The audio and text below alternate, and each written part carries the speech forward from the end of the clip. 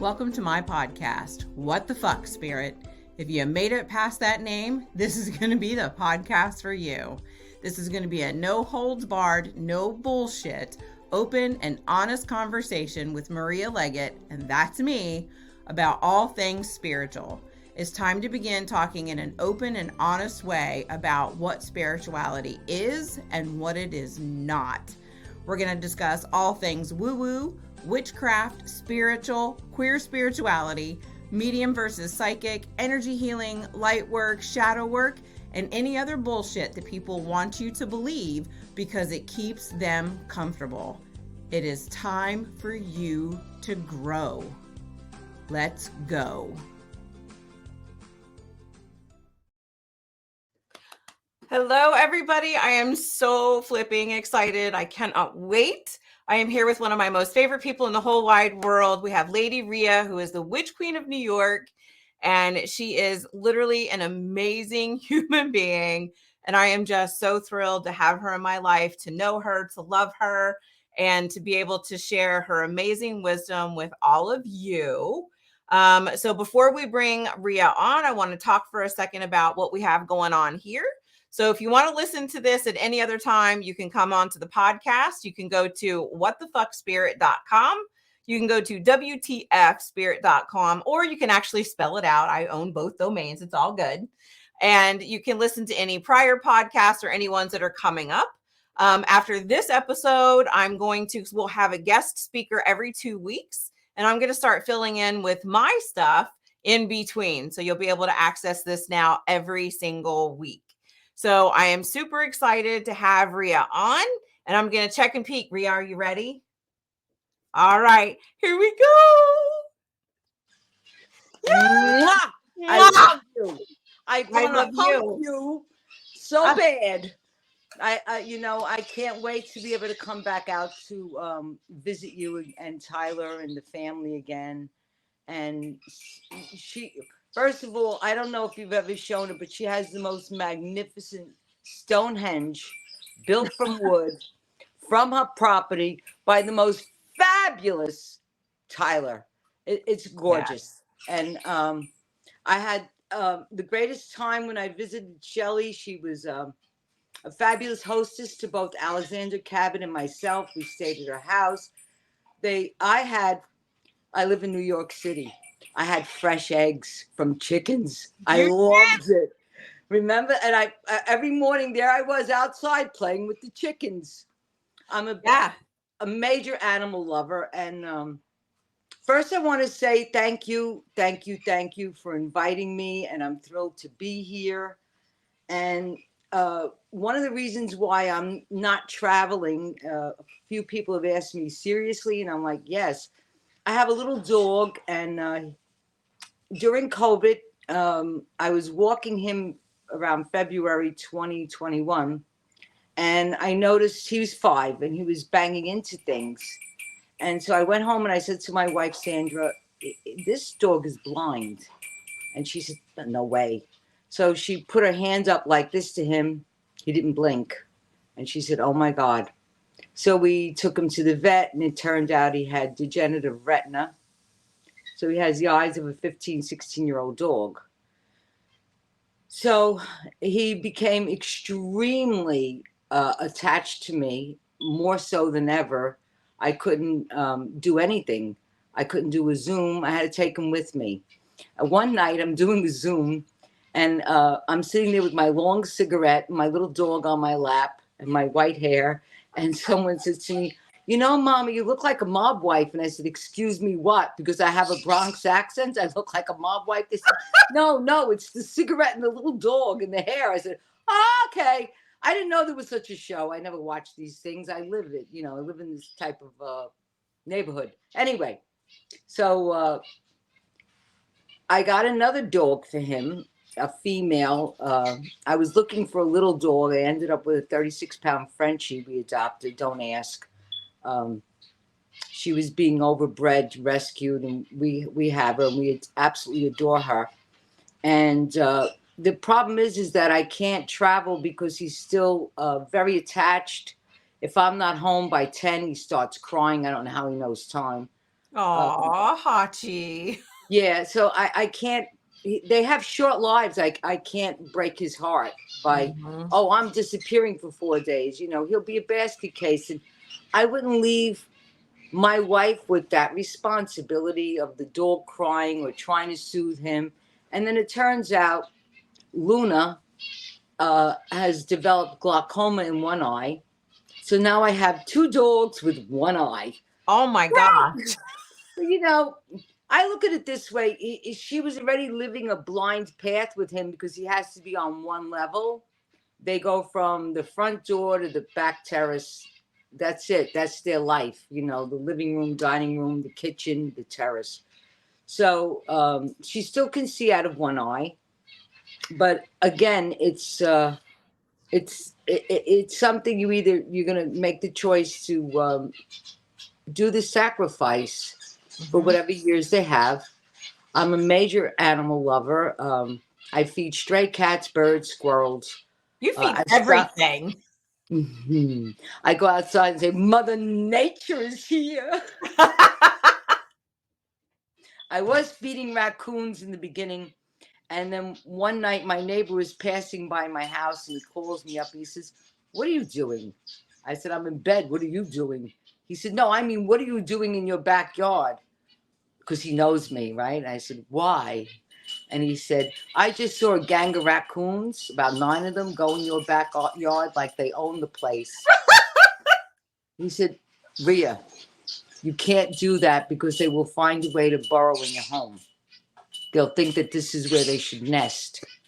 And then it costs thousands to get them out and possibly injure them, which I would never do. Then I looked up about raccoons, and one of the first things they said was, do not feed them cat food. It gives them gout. Oh. Because it makes it's too many calories. They need to really forage. And, you know, like New York City is full of trash pandas. But where I live a half a block away from Pelham Bay Park, which is over 2,000 acres of wildwood. Mm-hmm. So we have wild turkeys, pheasants, all kinds of birds, hawks, rabbits, fox, deer, raccoons. So I mean, like there's no avoiding wildlife here, and they usually stay to themselves, except of course for the raccoons. Right. So I had to stop doing that. I cried when I saw their little hands at night looking for food, and I couldn't put it out anymore. Aww. So then the other people in the neighborhood that feed cats, because I'm new here, I'm only here 3 years, they said to me, okay, this is what you do. A certain hour you set that you're going to put out food for the night for the cats.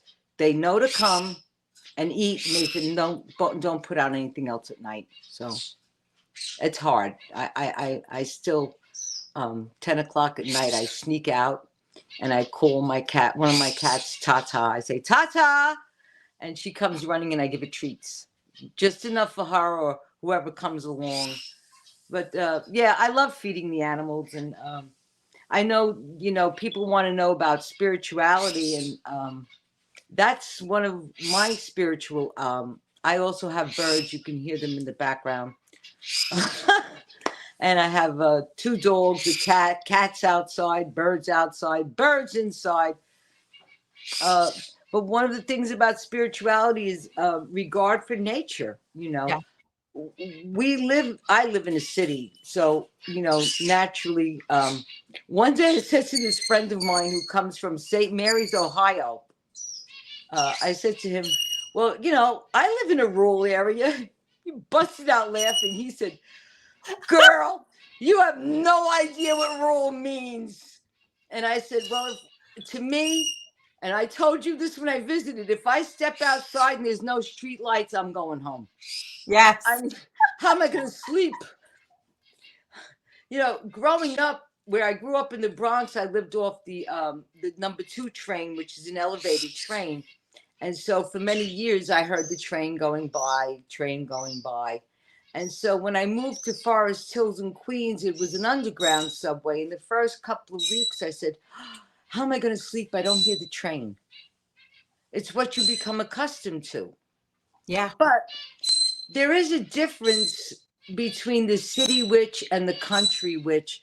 That's like that old story about the city mouse and the country mouse. Yes. We both like visiting, but what we're used to is what we do.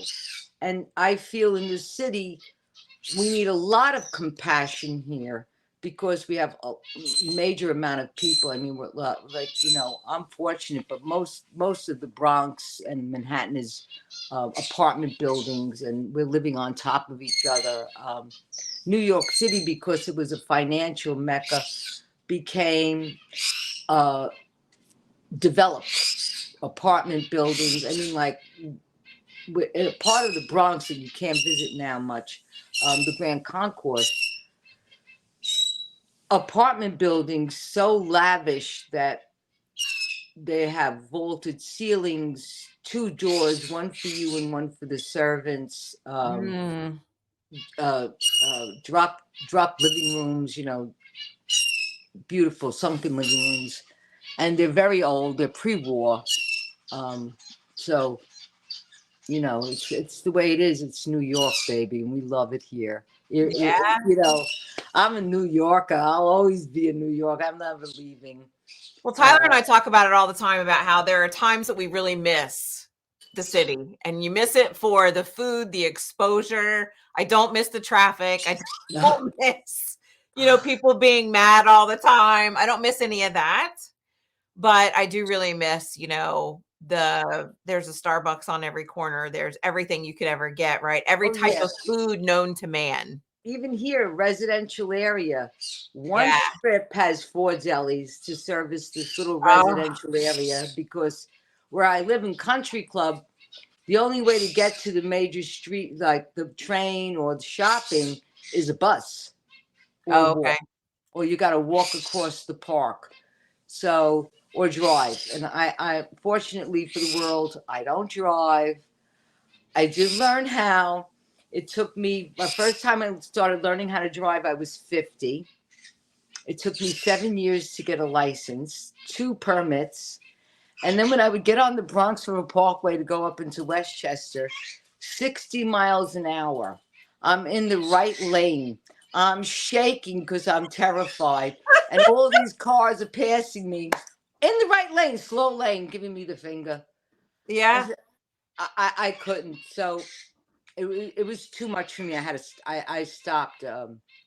By 61, I was finished. I can't handle it. Blame you. But I'm very good at pressing Uber. I love that. I love that. We have a way to get around. Uber, boom. Uber loves me. They're attached to my bank account and my wallet. I mean, I love that. The money it costs to Uber around is very expensive, because it can change from one moment to the next. Oops, it's raining. We just went up $10. And I'm like, seriously? I got to call them before it rains and be like, New Yorkers, we know when to tap it. Go early. It's going to rain. Yes. So, Mama, I want you to tell us about you. I mean, for somebody who doesn't know you, has never met you, how would you describe yourself? Like, there's so much that you do and so much you know. Yeah. Well, I'm very grateful. First, I have to say, very grateful from the bottom of my heart, 10 million times over, countless, eternally grateful for my teachers here in New York City. I entered this world in 1972, and I never left. Back in 70, 71, Stuart Farrar came out with a book, What Witches Do, and it was very accurate. And I looked at it and I said, whoa, you know. And I decided I wanted a crystal ball.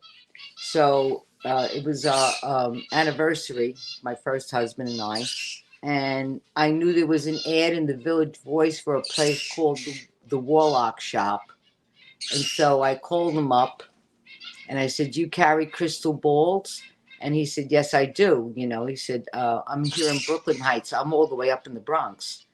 So I said to him, well, is it a safe neighborhood? He said, yeah, it's a safe neighborhood. I mean, you got to ask before you go traveling somewhere else in New York City because we're made up of 5 boroughs, you know. Yeah, people don't realize one place could be perfectly fine and 3 minutes later. Yeah.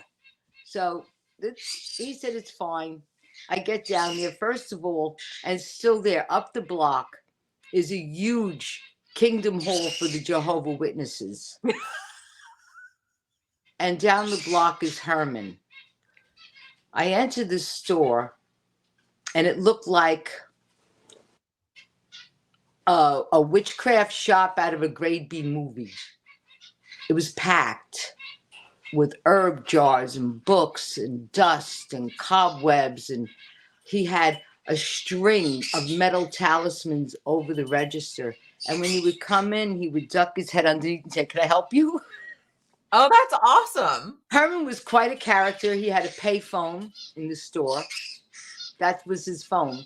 And just to clarify for everybody, she's talking about Herman Slater. Yes, of course. I'm sorry. One of the first, it is, I believe it is the first, except that the Warlock Shop and the Green Man in California opened up the same time. So they were the first occult stores that actually weren't botanicas, but were supplying books on witchcraft, which was still like very new.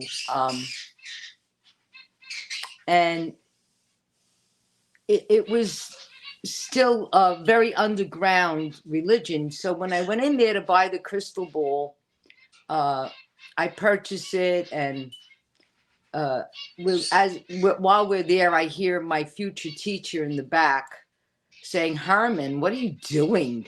And I hear cloth ripping, and he comes out and he says, "Don't worry, I have a cloth for the crystal ball." And I said to myself, okay, he just ripped the cloth off in the back. And I said, "Do you carry stands? Because it's a ball." He stops. He thinks, "I'll be right back." He goes in the back. He ran upstairs.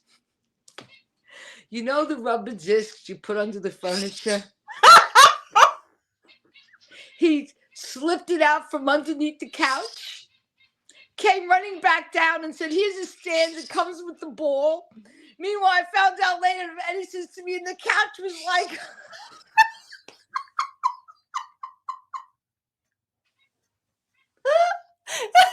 And that was Eddie, right? That was Eddie telling me later on. Yes, that is Eddie Buczynski, Lord Gwydion, the creator of the New York Wicca. Yeah. Co-creator of the New York, of the Minoan tradition. He did the Minoan Brotherhood. He wrote part of the Minoan Sisterhood.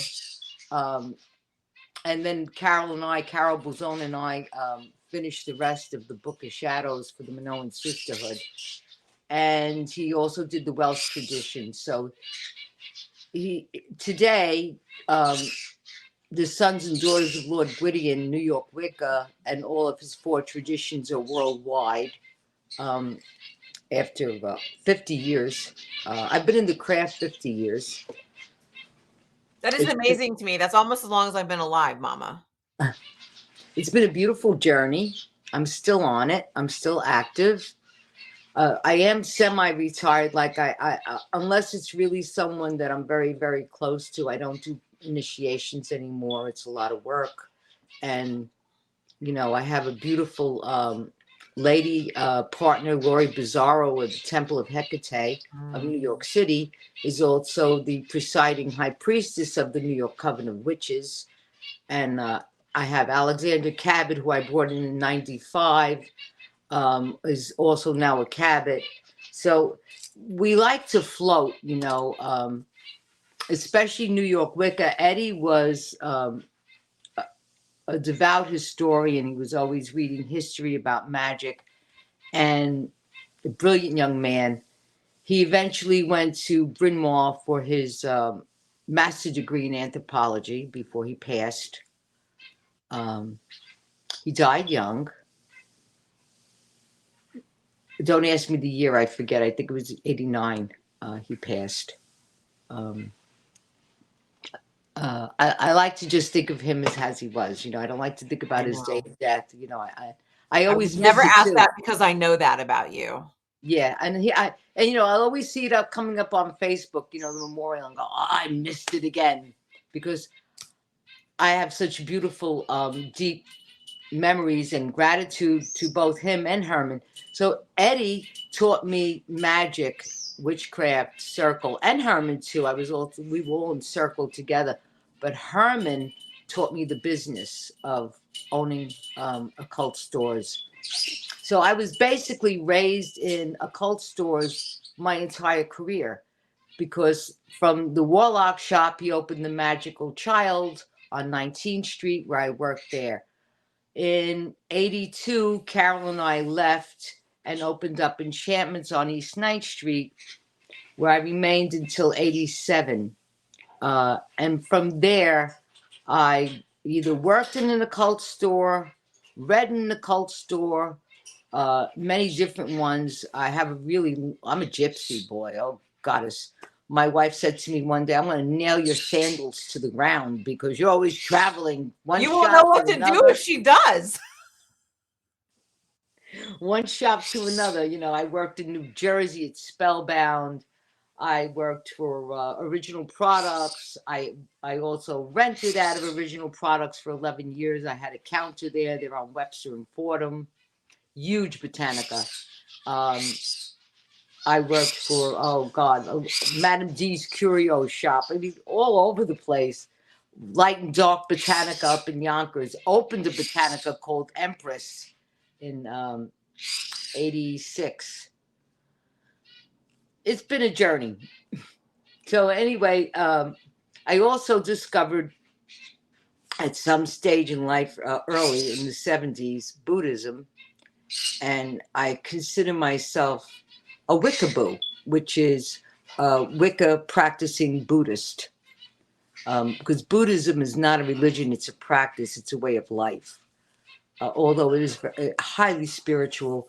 And then John Reynolds, my Lama, and John Merton Reynolds, Myrdin, Reynolds, Reynolds. You can YouTube him. He's an amazing, amazing scholar, Lama, teacher, brethren. He's also in the New York Wiki. He's a third degree.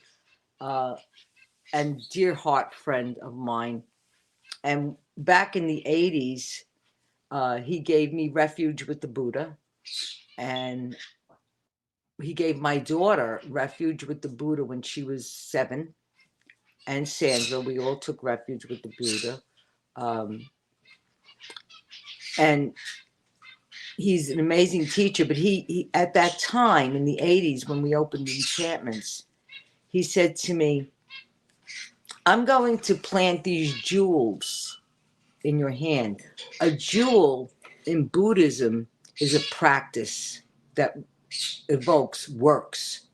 And so he gave me ritual to Lakshmi, the 21 Taras, Ganesha, Durga, and I believe I have Shiva also. And so I've been doing these practices since 1982. In the backyard of Enchantments, we had a Lakshmi ritual at least, every other week. And we would advertise it in the store, and we had like 50 people in the backyard.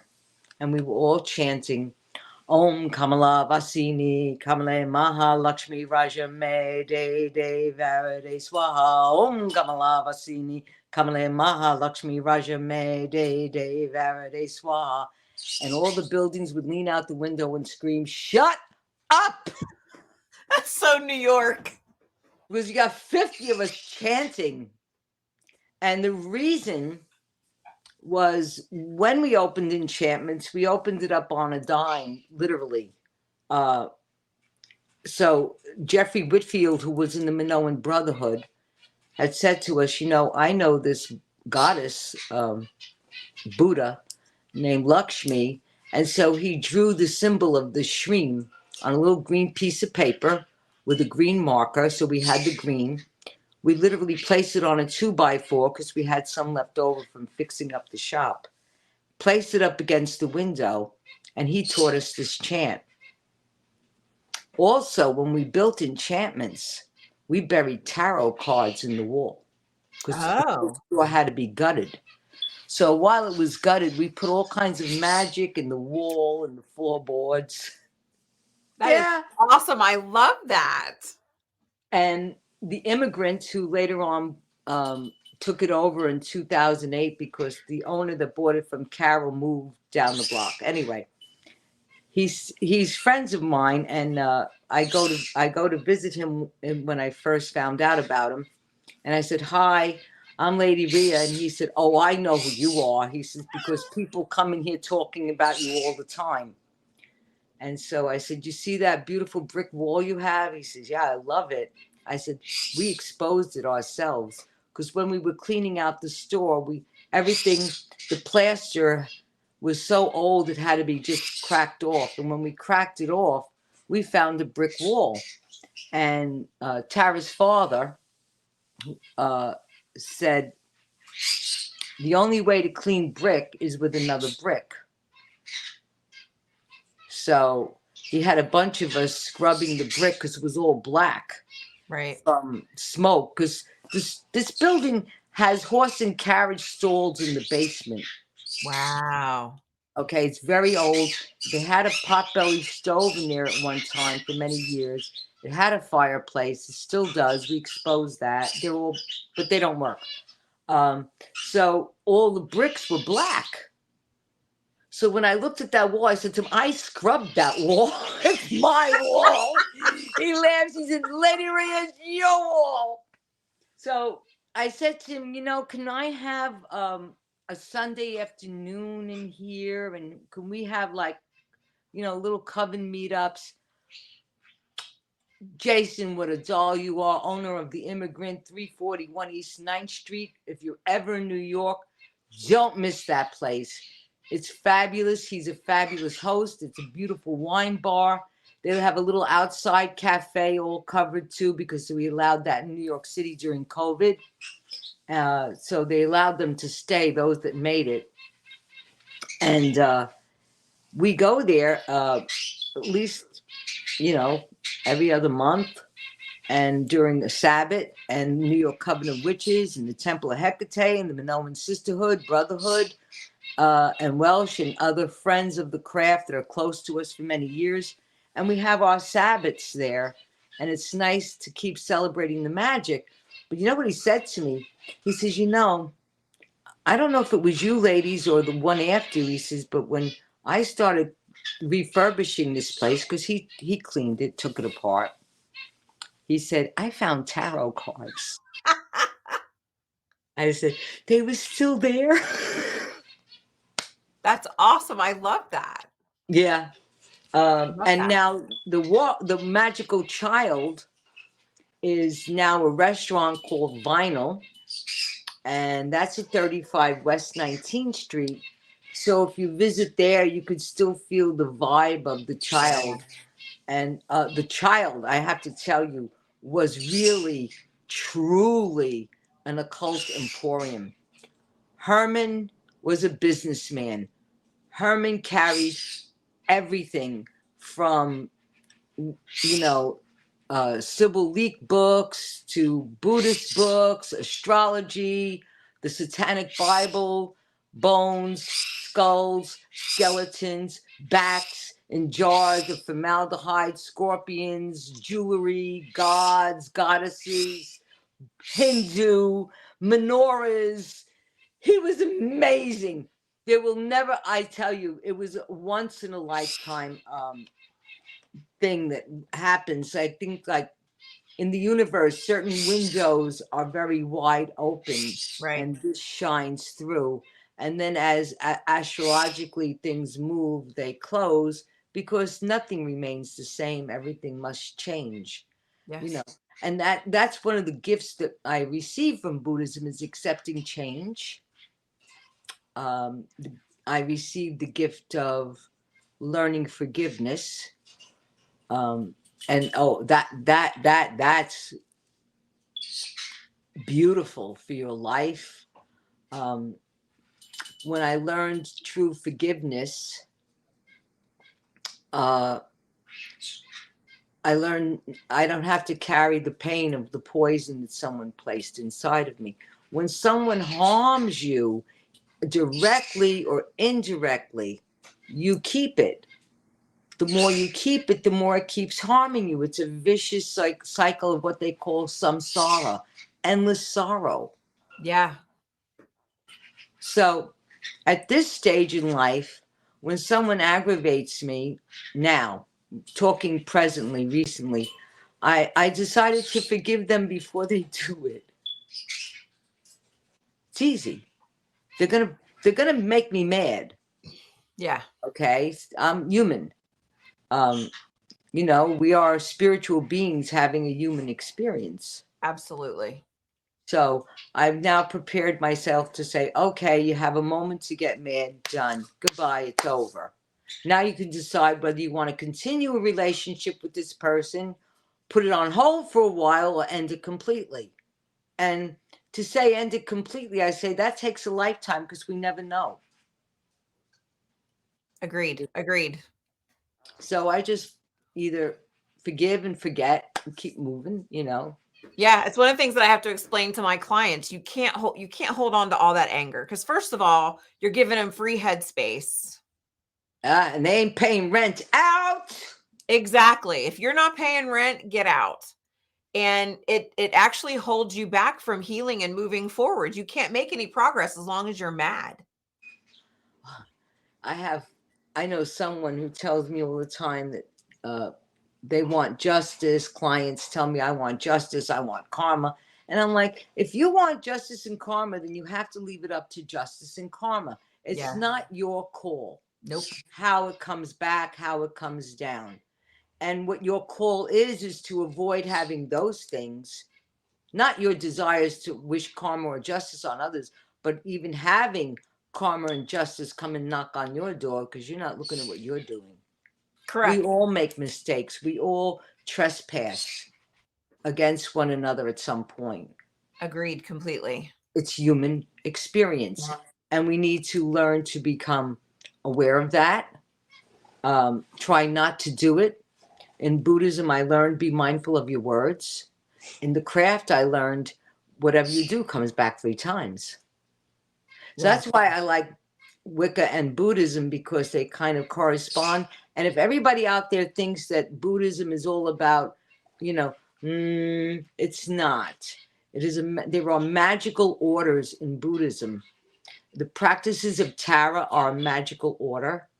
The practices of Ganesha are a magical order, because Ganesha and Lakshmi not only considered gods and goddesses, but in Buddhism, they're considered Buddhas. I went to a temple in Manhattan right before 9/11 called the Diamond Mind in Chinatown. It was a Chinese Buddhist temple.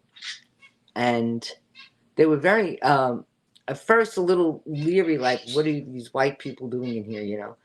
And we explained we're practicing Buddhists. And then this wonderful man in there said to me, okay, when you do prostration, you're bowing to the jewel in the lotus. He said, you lay down flat with your palms up on the floor. He said, and that represents open to receive. Mm-hmm. So you pick up little gems when you listen to teachers, you know what I'm saying?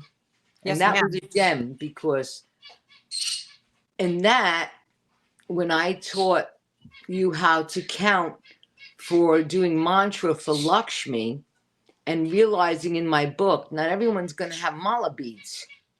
Right. So I thought about that lesson that he taught me that day. And I said, okay, open to receive. So I advise people, if you want to do a mantra of 108 times, 1,008 times, 10,008 times, you can do mantra a lot of times. You get a bowl. 2. 1, you place 108 pennies, 108 beans, 108 coins, 108 rocks. I don't care. It's 108. And the other's empty. The empty bowl is you to receive. Each time you say, Om Kamala Vasini, Kamale Maha Lakshmi Raja Me De De Varade Swaha, You take 1 penny from the bowl and drop it into the empty one that represents you receiving. So she's showering you with wealth and success. I love that. That's a really good and easy and cheap replacement for buying because you can get really expensive malas, cheap malas. Yeah, the seed ones even now have become $20, $30 a strand. The little brown crinkly beads or seeds, wooden carved beads. They're all, and the crystal ones. You're looking at money. But you can do 108 pennies. Yeah. And it represents cash flow flowing in. It's also copper, good conductor, good energy conductor, and you keep them. And the more you do it, the more energy is poured into the pennies. Yeah. The more it starts to grow. So I also practice a tradition called Bunpo, which is the indigenous religion of Tibet. It is 18,000 years old in its practice. It has not changed in 18,000 years. And if you look it up on YouTube, you might find some of their magnificent videos. It's called BON, P as in Peter, O, Bunpo, the Bun. And I seen videos of them. They're falconers. They in the Himalayan mountains, they still hunt by falconry. And it's amazing to watch these young men on these giant horses, the falcon on their arm.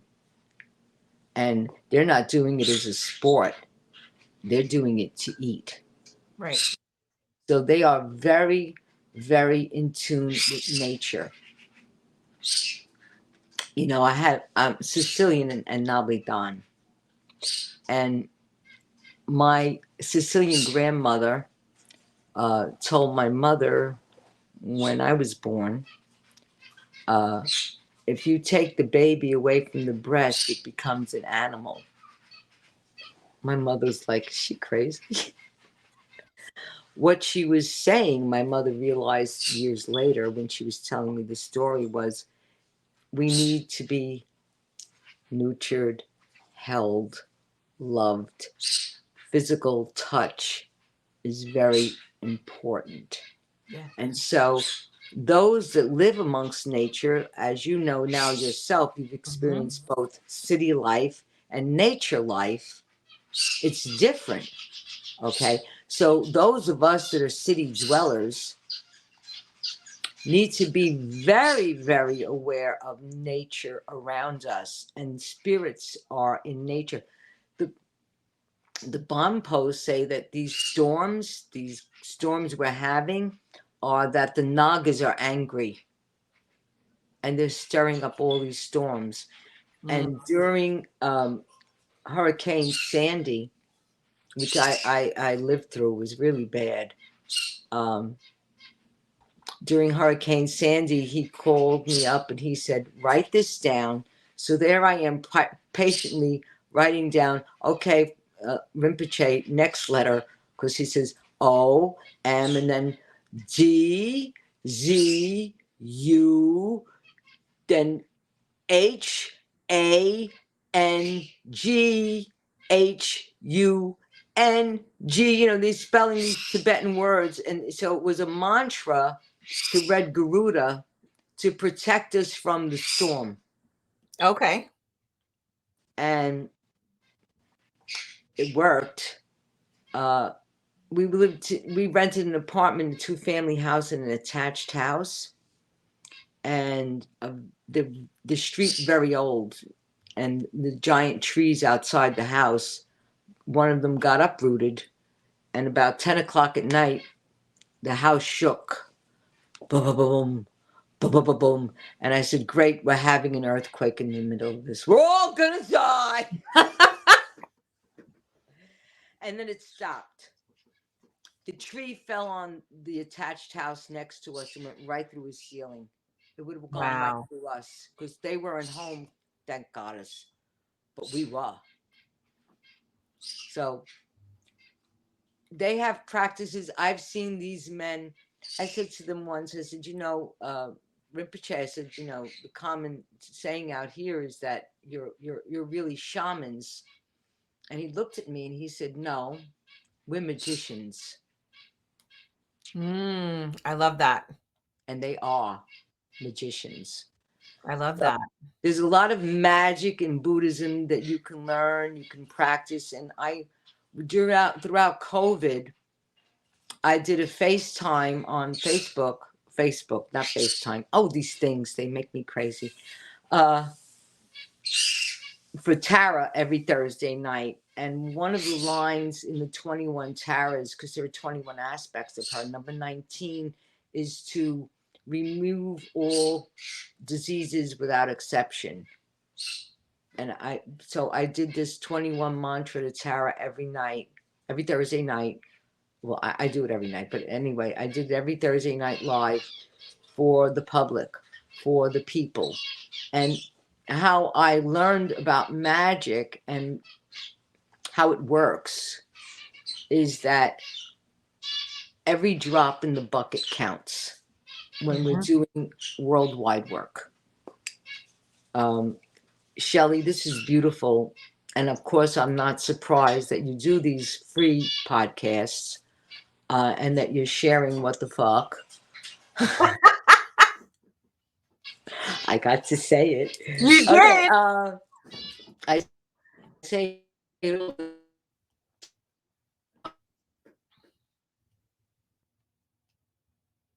oh, come on, spirit. Bring Rhea's connection back.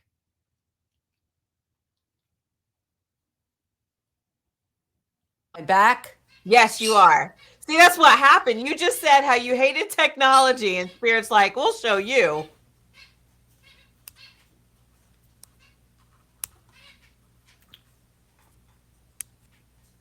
Okay. Someone had to call me, and of course, notifications didn't work, so now I'm trying to get back in. Should I leave and come back on? No, you're on. We can hear you. We can see you. It's all good. You can hear me? Yeah. I can't hear you. You can't hear me at all?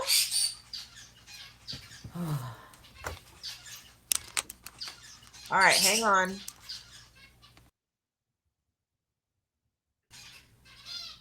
Is that better? I'm in the show, but I can't hear you. If you want to hop out, you can hop out and come back in. I'm going to leave and come back in. Okie doke. This is the beauty of doing stuff live, right? We have these amazing moments. We're in this great conversation, and then technology goes, hey, let's not work right. Never mind the fact that Rhea absolutely can't stand technology. It drives her nuts.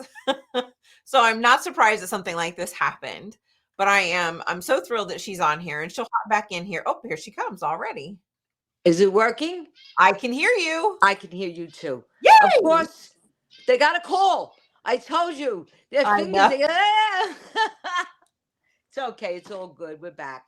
I apologize, everyone, for the interruption. Oh, it's fine, Mama. Go ahead. So you were talking about the Taras and doing the things on Thursday nights during COVID. Right. And I was saying, it's like, right now I'm asking everybody that's listening. I don't care how you communicate it, but start praying for this world to come into a harmonious state. If you're talking to Hecate, Santa Muerte, Aradia, Kernanos, the Green Man, Zeus, Buddhas, gods, start putting, if you're Christian, pray. Start putting it out there, because Aesop's fable, I love Aesop's fables. He talks about the pitcher and the crow. There's a drop of water in the bottom of the pitcher, and the crow is smart enough to know that if he leans into it, he won't be able to get out. So he takes a pebble and drops it in. And he drops pebbles in until the water raises to the top. And then he drinks. That's my point. Every drop counts. Absolutely. So, I agree with that. You know, the earth is a brilliant. The earth is small. The earth is actually a living being. Yes. It's so living and so massive that our small minds cannot figure it out. One of the things that I learned in Santeria, which I've also has always been friends with practitioners of Santo, living in New York. Here, it's very popular. But one of the things that they taught me was you can't fit the ocean inside your head. So if we can't fit the ocean inside our head, no matter how small the world has become through global communication, we can't fit the magnitude of the brilliance of the earth, and that it is actually a living being. Why we pray to Great Mother, or call it Mother Nature, is responding to all the fracking, drilling, ripping out the nutrients of oil. These things are needed inside the earth to make it continue. So where we became more and more advanced with this, with that, with this, with that, we're actually, the earth is responding back. It is. It's bitching at us and saying, enough, I've had it with you. Right. So she's trying to shake us off, you know. And then people want to get mad and freak out that we're having tornadoes and hurricanes and volcanoes erupt and storms. There's only so much that you can screw around with Gaia before she goes, you know what? I've had it with all of you. Here you go. Thank you. And, you know, Vice President Gore, they laughed at him, said global warming is coming and you better do something. There's not going to be a planet left for our grandchildren. Hello. I am devastated by Turkey and Syria. What's gone on too in Haiti is still coming up out of it. Mm-hmm. Parts of New Orleans is still trying to climb out of Hurricane Katrina. Yeah. Because when I was down there, my friend Benny, who was actually Eddie's lover and partner, he was from New Orleans, and when Eddie passed, he went back. He said to me, Rhea, they make you look like, you know, everything down here is fixed. It ain't. He said, let me show you what's still devastated areas.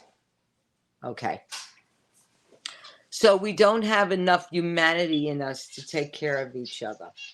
No, because we've got a bunch of rich white men who own all the news places, and they only want to show you what they give a shit about. They don't show you the devastation that the smaller families are still living with, that the health effects that they've got from the mold in the homes and all of those things. They don't show you that because it doesn't make them money. It makes them look bad.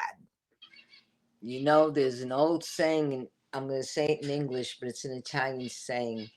The full stomach cannot understand the empty one. What do you mean you're hungry? I'm fine. I'm full. I'm happy. Exactly. That's the problem. And that full stomach doesn't realize that there's not going to be a planet left for them to have. No. Humpty Dumpty sat on a wall. Humpty Dumpty had a great fall. All the king's horses and all the king's men couldn't put Humpty together again. Yeah. Mother Goose said it, the fall of kings is coming. Yeah, I mean, all of this stuff like foretold, here's what's coming. You can do something about it. Make a choice. So what is something that you would suggest that we can do? I know that you told us about the praying. And yes, you also told us about how we can take 108 pennies. So if you don't have a mala, what is something else that we can do as her phone goes off?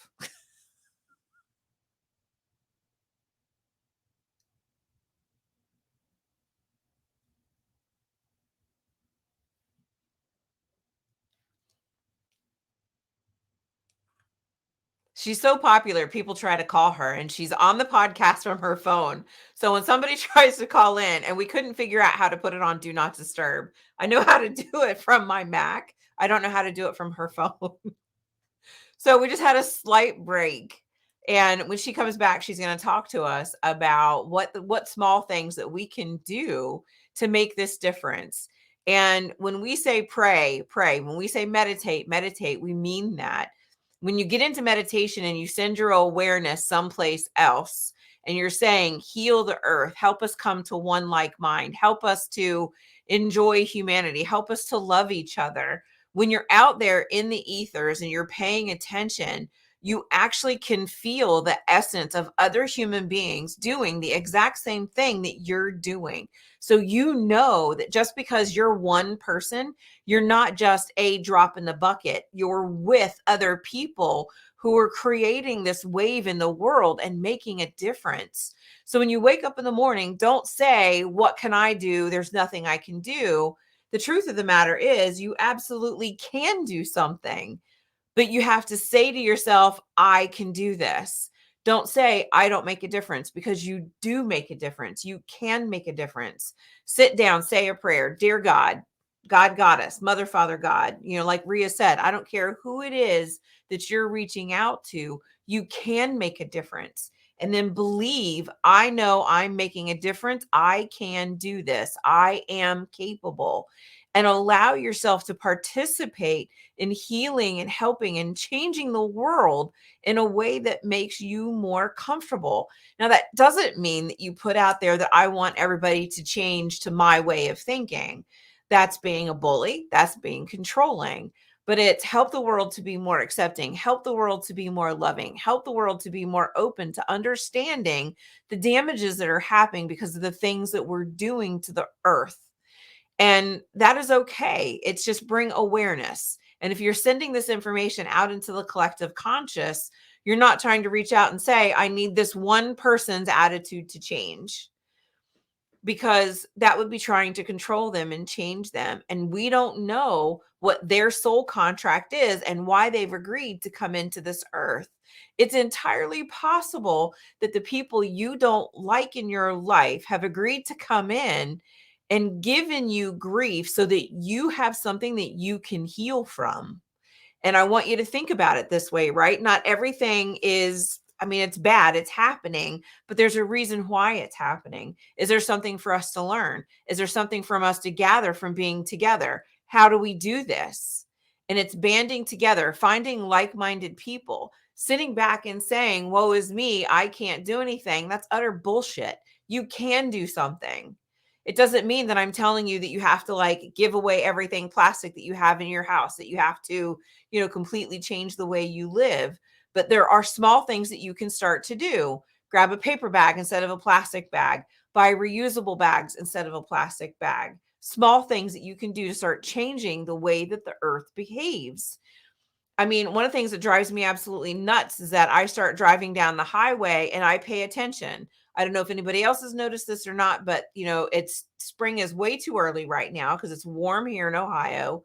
And I am seeing hawks everywhere, like massive amounts of hawks. I am seeing 4 and 5 every time I go somewhere. So I'm always looking at the trees. And as I'm looking at the trees, I can see all these plastic bags. I can see squirrel nests where the plastic bags have been woven into the nest because they've just picked it up. It's not healthy for them. We're killing animals with them. My house specifically, not going to lie, we use plastic bags. Why do we use them? Because my husband is the one who does the grocery shopping, and I'm not going to force him to do something that he doesn't want to do. The flip side is I reuse those plastic bags over and over and over until they basically fall apart, and then I'll throw them away, but there's nothing I can do about that. All right, we have Rhea on the phone. Hi. Yes. Hello, my darling. I keep going in. It says I'm in backstage. I don't see you, though. Yeah, that's why I left and came back and called you. So I'm trying to reconnect. I want to kill this girl. It's all right. It'll be all right. I wrote to her. I said, you're interrupting my...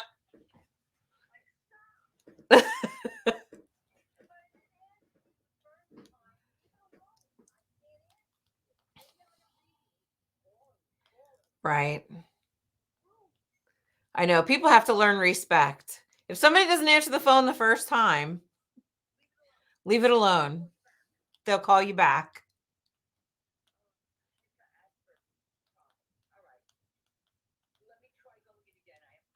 Oh, you're fine, Mama. I'll see you in a minute. Bye. New York temper. Love her, though. So there are things that you can do on this earth in order to be able to change. And so if you don't want to address the plastic thing, find something else. If you want to do healing, not all of us are here for the exact same purpose. And it's acknowledging that we're all here for a different purpose. What is your purpose? My purpose of being here is to bring spirituality to the masses. It's why I have this podcast. It's why I talk about all different types of spirituality. It's why we talk about different kinds of religions. Not everybody is drawn to the same thing.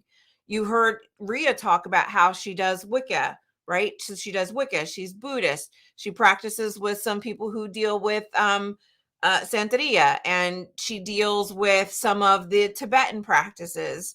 So not everybody is here for the same purpose, but find something that is important to your heart. Never in a million years would I have ever said, hey, my purpose is to be here and be a medium and talk about spirituality. Absolutely not. I was in the IT world working with software. That's where I thought I belonged. I knew I was supposed to teach people. I just thought I was supposed to teach people how to use software. And it was completely different. All right, here we come. Oh, you're back, Mama. God. I'm sorry I had to smoke a cigarette. You know, if someone doesn't answer you, a tip for everybody, the first time, they'll see the call, they'll call you back. This person keeps calling and knocking me out. And I tried doing whatever. Oh, please. These things are beyond me, but I apologize, everyone. I'm back. You're fine. I Okay. had fun just rambling while you were off. It's all good. Oh, good. So before you got cut off, I was asking, what is something that you would suggest that we can do to start making a difference in the world? Aside from prayer, ritual, creating peace rituals. Creating a peace ritual. What do you have a suggestion for an easy peace ritual? Yes, I have on Lady Rhea Enchanted is my Instagram. On there, I've been doing these live free events. That's what I was bringing up about the immigrant. I do events there. I did one recently. I do free tarot classes, and I have one on there on Lady Rhea Enchanted called The Gods of Peace and Protection. And you just see those little arrows on the Instagram. You go down my page, you click on it, and it'll say Gods of Peace and Protection. I have Gods of Prosperity. I have, so in Peace and Protection, I talk about different gods we can invoke for peace and protection. And one of the things, like I say, is like, you know, create a ritual for peace. I think it was in Jambalaya I read where she talked about getting cotton and pulling it together like a cloud and sprinkling cascarilla, because it's sacred to Obatala, which is in Santeria, a god of peace. All the gods of peace that, you know, Irene, which is the Celtic, is a goddess of peace. And also the gods of protection. So Kali is a protector. Santa Muerte is a protector. Hecate is a protector. Yes. And they can also bring peace. And Durga is to stop war. Tara is a goddess of peace and protection, of harmony, of living harmonious life. And like I said earlier, it's also be mindful of your thoughts, because we're all connected. So the more mindful thoughts we're putting out there, the more it begins to gravitate. Do you know, there was this book called The Return of the Goddess. It was written by a student who studied under Jung. And she talked about this experiment that they did with monkeys in the forest. They had to be moved. This whole tribe had to be moved from where they were to where they were going to be at an edge of the forest where it was a beach. And so they watched them for 2 years to see what the change would create. There was the matriarch, female of the tribe, and she discovered that the fruit that fell on the floor was still edible if you washed it in the ocean. And so she taught it to her children. Once 38% of the tribe learned how to do it, Within 24 hours, 100% knew how to do it. So when we get that 38% of the world to think about peace, and right now, look at what we're facing between Russia, China, and NATO and the rest of the world. But we all knew this was coming. I mean, like, this is more than ever the time to think about peace. John Lennon was one of these incredibly spiritual human beings that we were given. And of course, these people have short lives. Wrote, all we are saying is give peace a chance. Yeah. That is gone already. There's more violence than ever. Shootings every day. Every day. Children can't go to school. Colleges. Crazy people attacking these 4 kids on campus. I mean, like, we're being driven to homeschool. We're being driven to stay home because we have computers, we have Zoom, we have COVID. So we're really being driven to take a step back and really look at what are we doing and how we utilize these new tools to create awareness, to create peace, to create consideration for others. And, I just did a podcast for Claudine Preto in Brazil. He has a huge following. And one of the things I mentioned on there also was we were talking about the future of witchcraft, Alexander Cabot and I. And I talked about the solitary witch, which a lot of coven people disregard, And there's a lot of reasons for the solitary witch. First of all, that's the wise woman in the woods that everyone went and found. That's the solitary practitioner. Sometimes they're solitary because covens are too far or they don't blend their personalities. Covens are very personal. It's not like we're going into a massive church and we all sit in pews. We're sitting in a circle, which means we have to have perfect love and perfect trust amongst one another. And if your spirit isn't vibing with their spirits, no judgment about it. They don't vibe. So some people become solitary practitioners. Other reasons for it are their families don't want them to be involved. They can't show that they're openly practicing or meeting with covens. We can't judge how someone's family life is or their personal life. Some of them are introverts. They don't like being in crowds of people. And it's okay, So my applause to the solitaries out there, always. I also, if someone says I'm a witch, and they may not be initiated, which I consider important because I am an initiated witch, and I have a personal book of shadows that was given to me by generation from generation. We're not all going to get that. You're a witch is what you do in your heart, not in your title. I love that. A witch is in the heart. Are you relating to the mother goddess? Are you relating to the old gods? Are you relating to the Jack and the Green in the forests? Are you relating to the sky fathers? Are you relating to the gods of the lower realms of the shadows? When you're relating to these deities, you're a witch in your heart. Then you're a witch. Spell casting is spell casting. If it's not in a religious thought or in contact with deity, it's just that. It's spell casting. And that's fine too. I teach spell casting every day, all the time. My candles are spell casting. You don't have to be a witch to make an enchanted candle. No. It's spell casting. And that's good too. Spell cast peace. Make a peace candle. Have a peace party.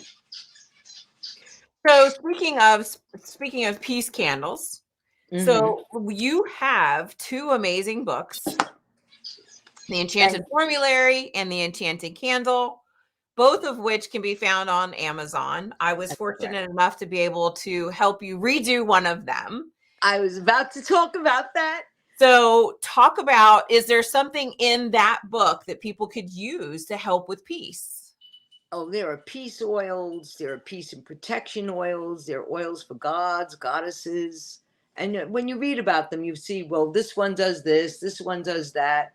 And in the Enchanted Candle, there's peace and protection. There's the Tara, there's Santa Muerte, there's Guardian Angel, there's Saint Michael, there's Raphael for healing, there's like a little bit of everything in those healing books. wands, Asclepius healing. Also, healing practices are very good for that. If you're studying Reiki, you can use your Reiki for creating peace, and put peaceful thoughts out there. And random acts of kindness create peace. That to me is one of the greatest gifts you can give yourself. Is a random act of kindness, giving, like you did for me, Shelley. When the Enchanted Formulary it's huge. I don't think we ever figured out exactly how many oils are in there. I don't know, but I could go grab my copy and look. I was looking to see if I had it up here, but I think it's downstairs. I have 3 bookshelves filled with books. And my beautiful daughter Bella arranged everything, and I think she put those downstairs with all my witchcraft books. Of course she did. She's a smart girl. I love her. She is. Hey, Bella, mwah, from New York, we love you. And Tyler, hey, and all your grandchildren, your children, your household, your pets. Oh, thank you. I love them all. And kiss a chicken. I will. I promise. Okay.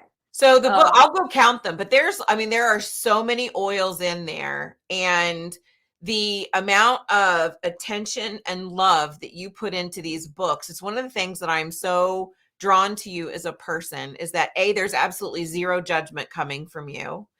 It doesn't matter to you if a witch is in a coven, if it's out of a coven, whatever it's, because it's about what you feel in here. And that's what's important. And I mean, not that everybody's going to be able to see this. In here means in your heart. And that's what you look at, is you look at a person for not where they live or what they do. You look at their soul, you look at their energy. What kind of person are you? And Rhea, that's truly one of the things that I love the most about you, is you don't carry judgment for any of that. No. And that's because I had the grace of being raised in occult stores. That teaches you, because I'm being enmeshed and washed over with people who practice Hindu, I learned. People who practice Buddhism, I learned. People who practice ceremonial magic, the OTO, I learned. People who practice Santeria, voodoo, all of these different people would come to the child especially, and later on enchantments, because we had what they needed. We carried what they wanted. We carried the best of the books. If Herman didn't like a book and he purchased it and he reviewed it and he didn't like it, he put them in a certain little section called Witchcraft. Don't buy it. He invested the money to tell you it's crap. That makes so much sense. And back then, too, we had a lot of little voodoo pamphlets produced by Anna Riva, who, goddess bless them, and original products, publications, goddess bless them. There were a lot of pamphlet books. Actually, people, to give out their information, people literally made Xerox copies. Does everybody know what a Xerox is? Okay. I don't even know that everybody would know that now. Obviously, I do. I'm old enough. Right. There were pages that were copied by a copy machine. And then they would copy on a colored paper, the cover and the back. And it was literally stapled together and sold for $2.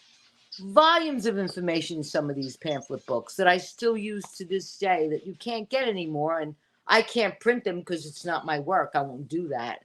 Although a lot of people copy my work. And all I ask, if you're making my candles and you're selling them or sharing them, just say, designed by Lady Rhea, the art of Lady Rhea, the art of the Enchanted Candle. I don't ask for money. Absolutely. That's what I do with all the, because I have, and I've made it very clear, I have a lot of your labels, and they're actually sitting right here. Oh, the labels. This happens to be one of my favorites. Yeah, the uncrossing. It's Yeah. beautiful. Oh, it's upside down. Sorry. The That's uncrossing. okay. And I mean, I have a ton of them, but I tell everybody these are Rhea's design. This is Rhea's thing. I'll teach you how to do, and I teach the Candle Magick the way that you taught me in my basement. This is how you do wasn't the that oil. fun? That was so much fun. So this a- is how you do the oil. This is how you do your intention. This is what you need to do. I don't have the amazing steady hand that you have for your glitter candles. I mean, if you want a candle from Rhea, do you still ship? Yeah. So you Yeah, can order a candle from LadyRhea.com. Rhea. Do what? LadyRhea.com is my So, website. yep. So you go to LadyRhea.com. You can order a candle from her. She makes them with glitter, and they're powerful. They're beautiful.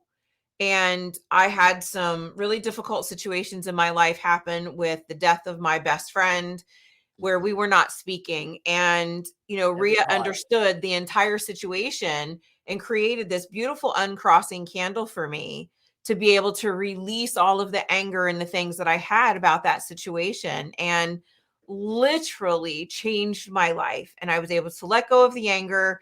And I don't even block the person who participated in that situation, because we actually have a lot of shared friends on Facebook, but they're not at the forefront in my life. I very rarely see their name. Very rarely do we cross paths.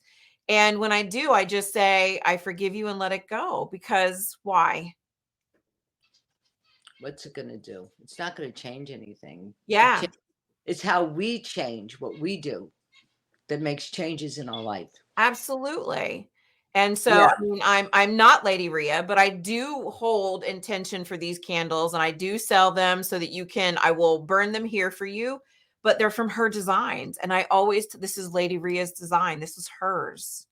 And the incredible artist, Monique, who sits with me patiently because I tell her, okay, this is the seal we're going to do, and this is what I want. So she actually has a computer with a pen, and she touches the color and says, okay, is this the color you want? Is this the effect you want? And the uncrossing is actually, I told her I wanted stained glass. So when she was in Madrid, she took photographs of the Holy Family Church stained glass. It's 500 years old. So that stained glass in that photograph is from the Holy Family Church in Madrid. That's 500 years of prayers that is vibrating through the uncrossing symbol when it burns. I love that. All the candles, like the Sancta Muerte, if you look closely at it, you'll see it's all made up of marigolds. That's her sacred flower. During Day of the Dead, marigolds are all over Mexico. Look closely. That sigil of Santa Muerte is actually over patterns of marigolds. And in the center, there's yellow marigolds to show the fire of her. Yeah, you see them. The Lakshmi is all the seals, all of them are from nature. I take pictures of flowers. We use colors from the flowers. See, Lakshmi actually has petals behind the sigil of her, the shrine. They're actually, those are, coxcomb, the flower coxcomb. It's these ruffled magenta colored flowers. They look like feathers. That's that. And the elephants are colored by a rainbow scarf that I've been wearing for 25 years every time I do Lakshmi mantra. I love that.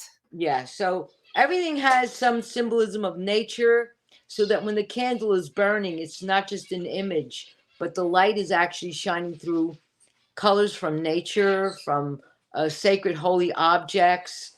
And she's very, very patient with me to sit there and do this.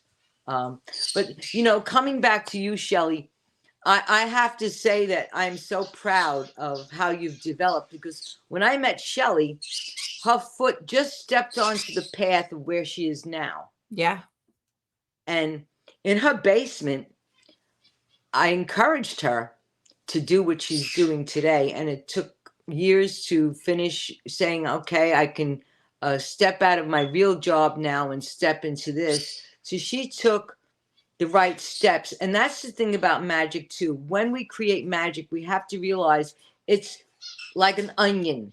It has many layers. And once you set something in motion, it tends to stay in motion. So once you put energy out there, it keeps growing. The more you feed to that energy, the more it grows. So don't expect like TV. This isn't, Charmed. All right.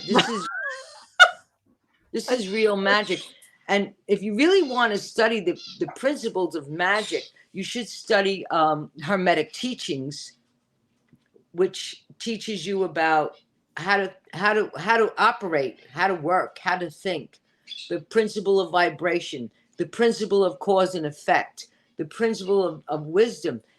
The lips of wisdom are sealed, except to the ears of understanding, meaning I'm not going to speak to someone that isn't going to understand me. I'm not going to waste my time. Right. So you have to open up and listen to what and digest what you're hearing. But in the Kabbalion, it's all about the principles of cause and effect, vibration, the law of attraction. We all talk about the law of attraction, but the subconscious mind isn't going to buy a lie, and this is where the astral plane resides. Is in subconscious mind, is attached, and the conscious mind, but the subconscious mind is really where the astral plane lives. So if you walk around saying, I have money in the bank, I have money in the bank, positive thinking, the subconscious mind knows it's not there. So it's looking at you like, hello, stupid, you don't know how to ask? I need money. I need to pay my bills. Thank you. Gratitude, gratitude, gratitude. The girl who wrote The Secret also wrote a book called The Magic. And The Magic is all about developing gratitude. And when I read it, I said, oh my God, this is so Buddhist, because the Buddhists believe even while we're walking, we should be praying or thanking. Okay? So she even says, while you're walking, be thankful for your feet. Mm-hmm. Be thankful for your journey. Yes. When I sit down to eat dinner, we do the Wiccan prayer, bless this food into our bodies, bestowing health, wealth, love, joy, success, and peace.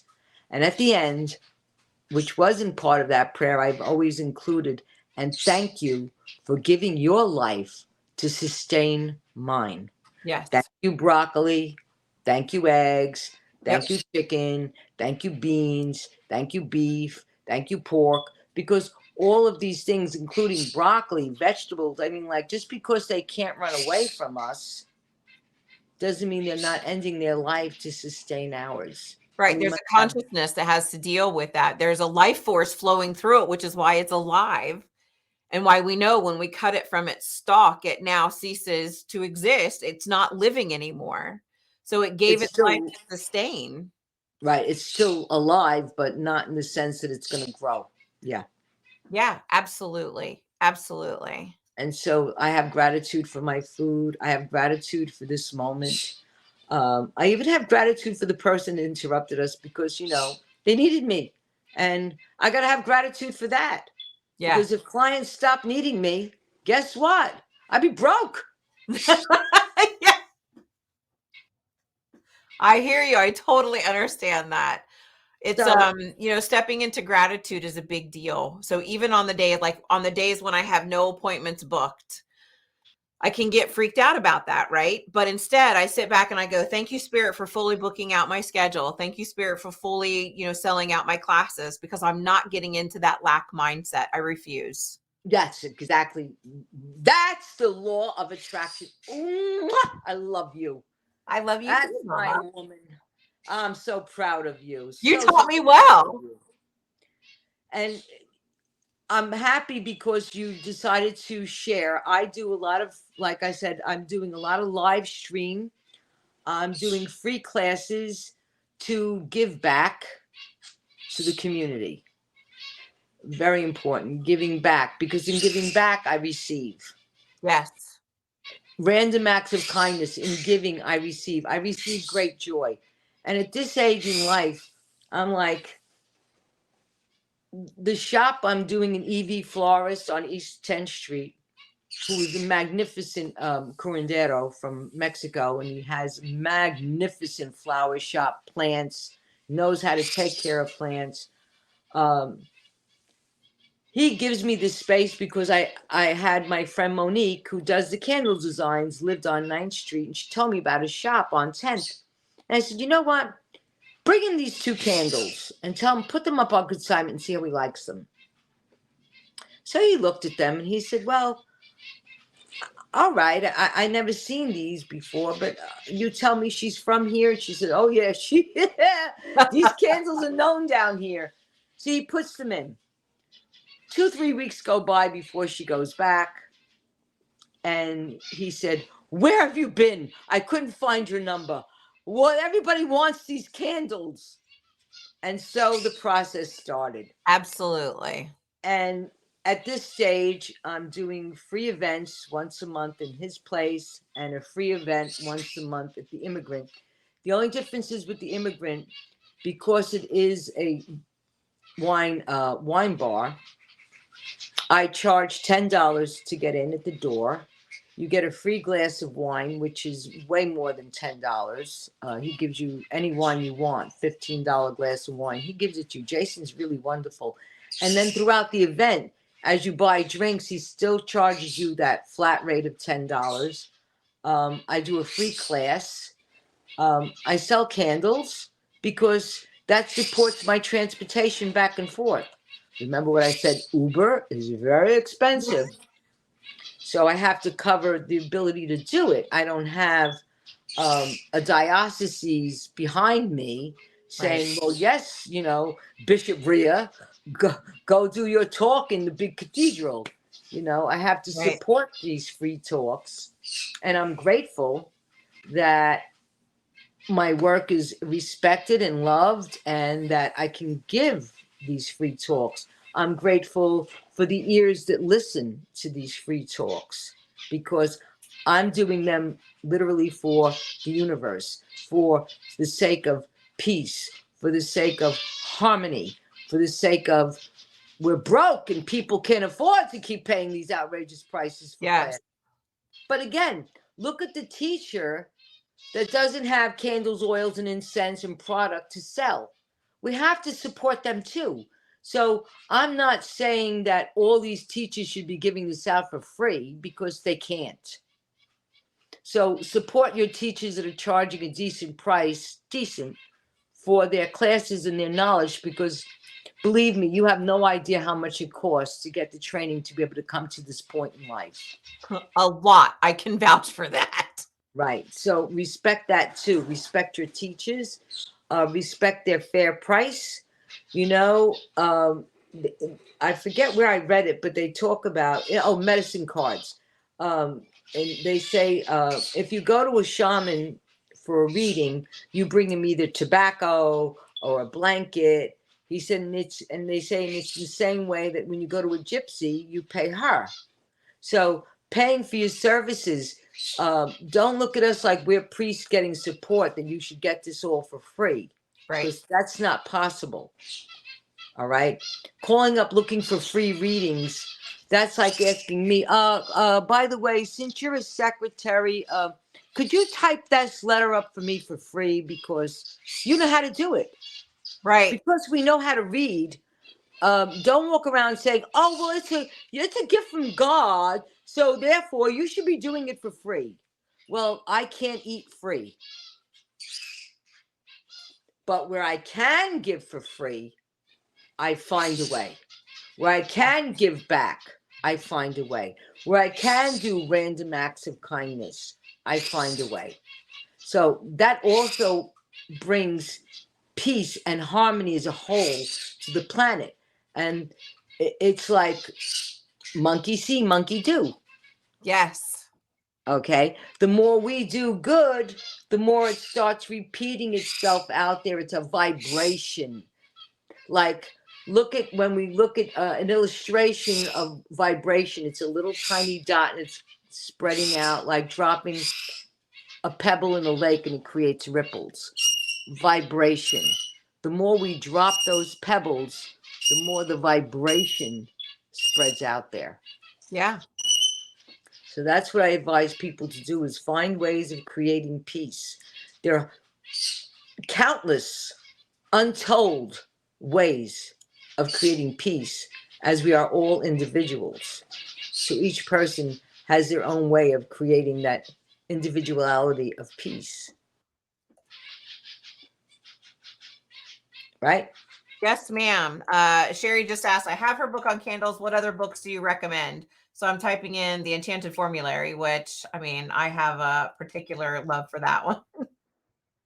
And she can look up Alexander Cabot's book.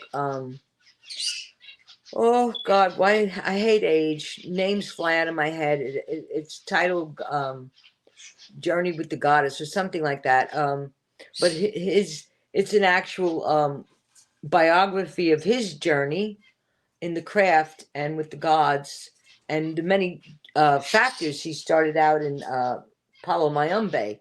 So, it's a fascinating read. It's available. And Alexander's a wonderful man, very sweet man. We call ourselves Sonny and Cher when we do shows together. We do. I know. I love it. I love watching the two of you together. It makes me laugh. Oh yeah, we in very similar mind. Yeah. So we have a lot together. Yeah, and other than that, there's a lot of great books out there. I have to confess, at this stage in life, I really don't buy books. I don't need them.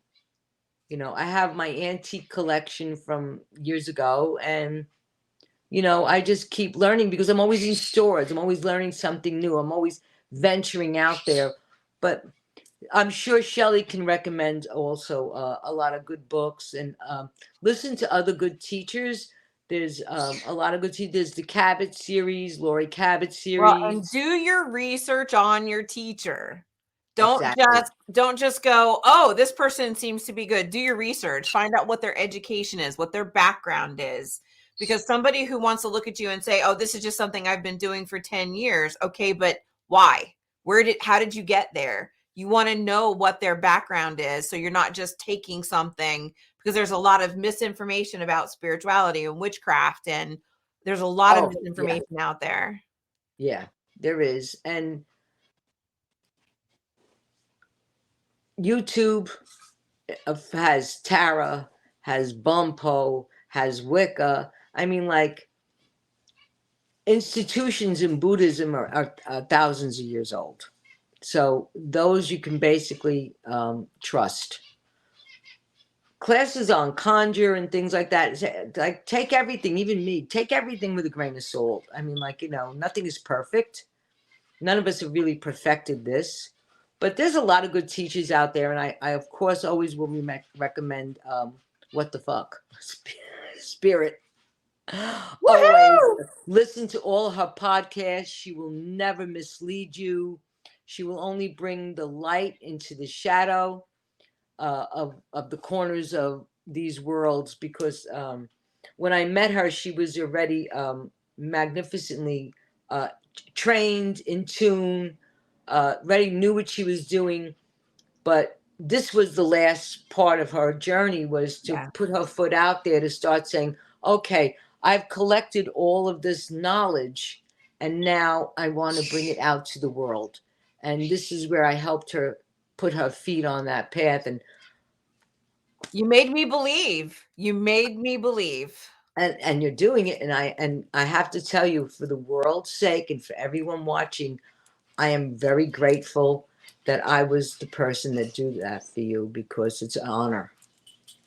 You're fabulous. You make me cry, Mama. No, you are fabulous. And anyone who could tackle the Enchanted Formulary. Yeah, but working with you is easy. Typesetting a cookbook is very hard, because if you don't know what you're doing, the title for La Flamme oil will be on page 191, and Yeah. the recipe will show up on page 192.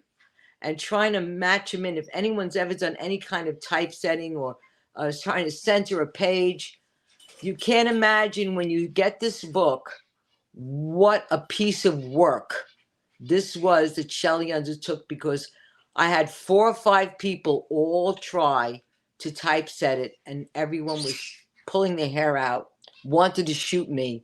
And Alexander would come while I was still working on it, because I was expanding it from the original publication was the Yeah. Enchanted Formulary by Kensington Press. And I said to him, well, a lot of oils got cut out of it because when I started giving them the rest of the recipes, they said to me, whoa, this is too much. So the crystal collection, the tarot collection, the Sabbats, all of that got cut out, and I wanted to put back in. So he would say to me, did you finish? But they're on index cards. So I had to type this up. Yeah. So he would come to see me and he'd say, surprise, I'm coming to see how you're doing on the book. And my hands went up like this. I said, I'm working on it. And when my daughter seen the video, she says, oh, I know those hands. You wanted to kill him. He didn't realize you really wanted to kill him. Because he was nagging me, and God has blessed that nagging, because if he didn't nag me, it wouldn't be done. If he didn't go out and find all these different people to work on it, it wouldn't be done. If Shelley and the Ohio Pagan Council didn't bring Alexander and I out there, it wouldn't be done. So I'm also thankful to them. Zachary Crane, who found me, brought me out there. I thank you very much, because I wouldn't have met Shelley, and we wouldn't have had the brilliant moment to say, oh, you know how to do this? Would you mind? And she so innocently said, sure. And I'm like, oh my God, this woman's going to hate me. It was one of those moments where I was super glad that my background in IT and publishing for 30 years was really helpful into my metaphysical life. Oh my God. And now that's where it's going to be helpful, because I'm getting a message from Spirit. You're writing a book. And you'll be able to publish it. Are they telling you on what? Because this is, I've been hearing this for like 3 years. Yes, but we'll talk about that. Yes, ma'am. I All want right. to leave it as a surprise. Woo! Lucky me. Well, I do have some other good news in this early summer. I am being published in France. The Enchanted Candle book will be called The Grand Book of Candle Magick, and it will be coming out. Woohoo! And in Brazil, I'm being translated both books into Portuguese. I love it. Every May, and they will be available in Portuguese. And now I'm going to put this out there. If anybody knows how to translate in Spanish for real, please think of me. My book would be so great in Spanish, and I can't find anybody who wants to take it on. So I'm putting it out to the universe. It next needs to come out in Spanish so that all my Spanish-speaking friends could really enjoy it. I would love that. That would be awesome to watch that happen. Yes, so if anybody wants to support Rhea and find how they can reach her, because we're like half an hour over, but I couldn't stop talking to you. Well, we got interrupted a lot. It's all right. And I apologize for the overtime. Oh, please don't apologize. It's my show. We do this my way. Oh, you're a doll to me. Thank you so much. So you can go to ladyrheainc.com. and you can look her up there. You can support her by buying her books that we've talked about, The Enchanted Candle, The Enchanted Formulary. You can also buy her candles that she is amazing at making. And, obviously a shameless little plug. If you want to support her in a smaller way, you can use the intention candles that I have on my website, because obviously I have to buy those from her. So that helps support her as well.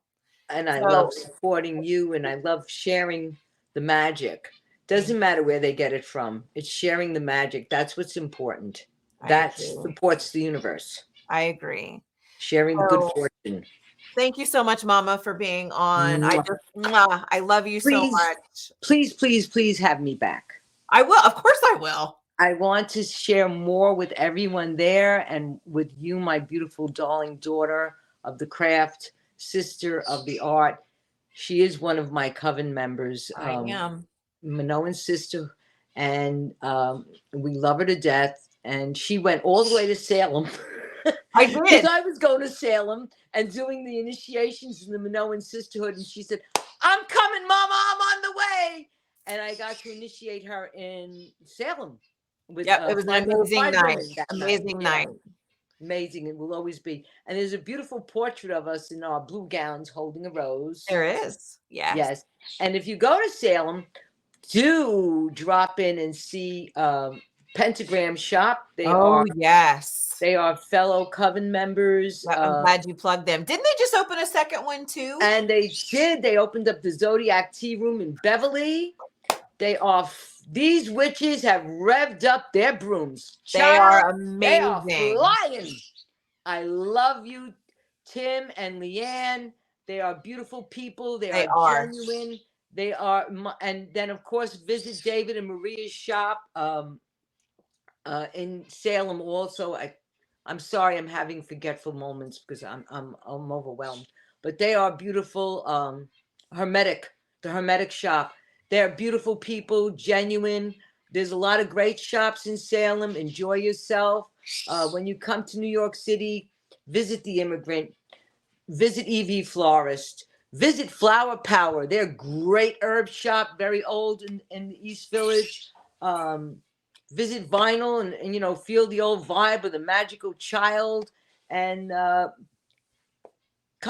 visit when I'm going to be at the Immigrant or EV Florist. These events are always free. And you can catch up with her on her Instagram page, Lady Rhea Enchanted. Yes? Yes, please. Perfect. Visit you, and you can always text my phone number. That's why everybody interrupts me when I'm talking. Yeah. I turn away no one. Thank you. I love you, Shelly. Mwah. Blessed be. I can't wait till I can one day again visit, or maybe I'll have a better surprise. You come to New York. I would love that. I actually would love visit that. Mama. You stay at my house. I would love to do that and My come wife and share always and welcomes ritual you. with you and Lori at the Immigrant. That would be amazing. And here at home. Yes, Right. Come visit. The sisters love you. Blessed be. And thank you, everyone. Thank you. Thank you. Thank you. Have a good one, everybody. You too, honey. Bye-bye.